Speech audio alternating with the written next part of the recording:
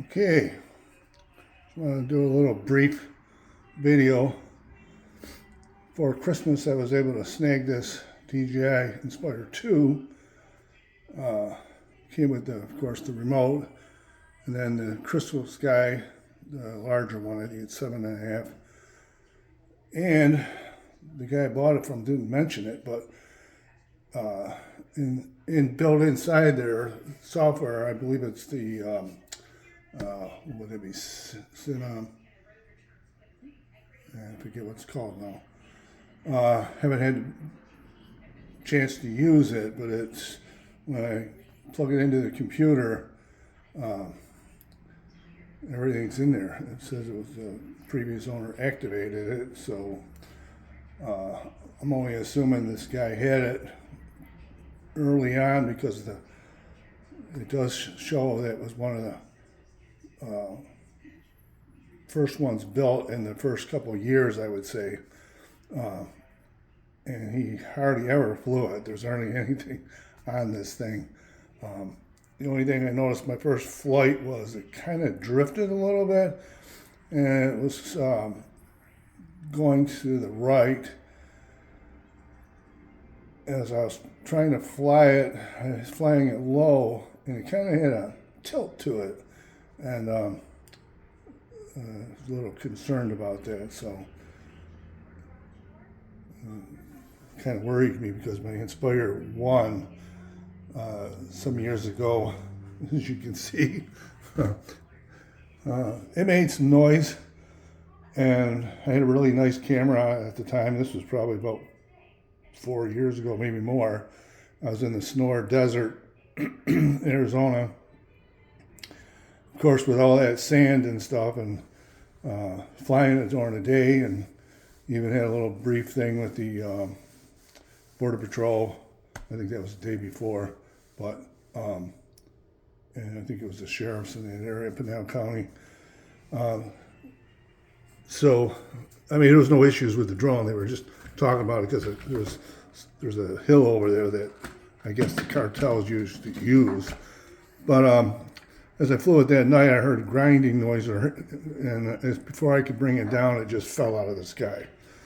So I've been waiting for the Inspire 2, and since the Inspire 3 came out and Christmas was coming, I figured there's always somebody that needs a little bit of cash, and I got this thing for a really good price, But then I got it, after I flew it, I found the issues with it, and I think this is something that's common with these, is that when you turn this, it kind of moves, and this one moved quite a bit on both sides.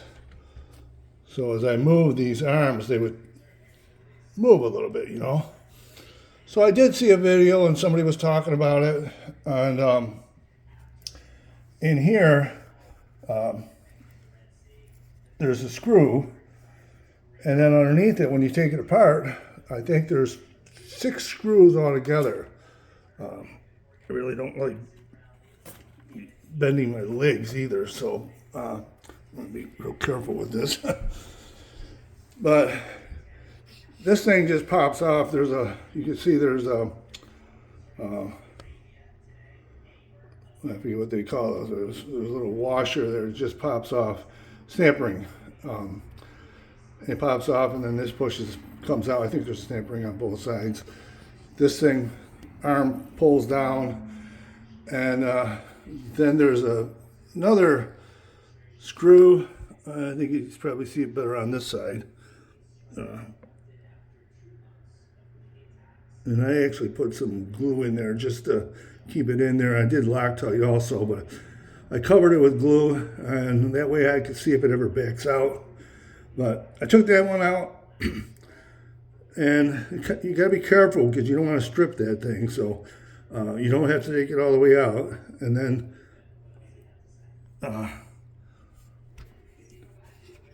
sorry about that. But this piece comes out, and it slides this way, goes that way, and then there's underneath there's 2 screws, so I believe there's 6 screws, and they were loose. And funny thing about it was they were loose on both sides. So I did the same thing, put a little Loctite on them, tighten them up, and then the one guy was talking about there's this clear electrical tape, and I just happened to be an electrician, so I knew what he was talking about. And before I put this on, I covered it with that clear electrical tape, and it's pretty tacky. And there's splines underneath this thing. This thing slides when it goes forward. It slides on these splines, and that's really what's supposed to keep it from moving.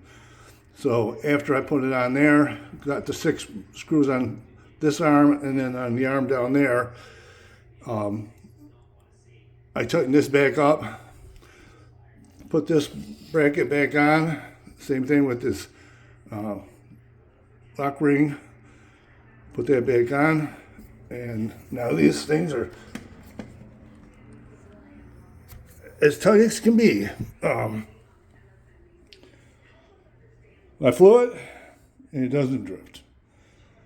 And I was going to say, just in case for you guys, because I didn't do it with the first arm, I thought it was going to be a piece of pie, but I think you should mark this so that if you're going to take this off, it goes back on the same spot.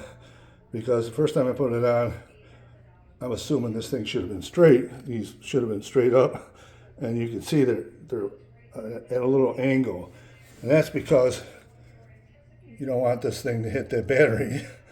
And then on the front, same thing with that. So the best thing to do, if you are going to do it without marking it, don't only loosen up one at a time, put it back together, and that way you can actually go by how the other one is to find out how this goes back together, like I said. So if you're going to do it, just mark it.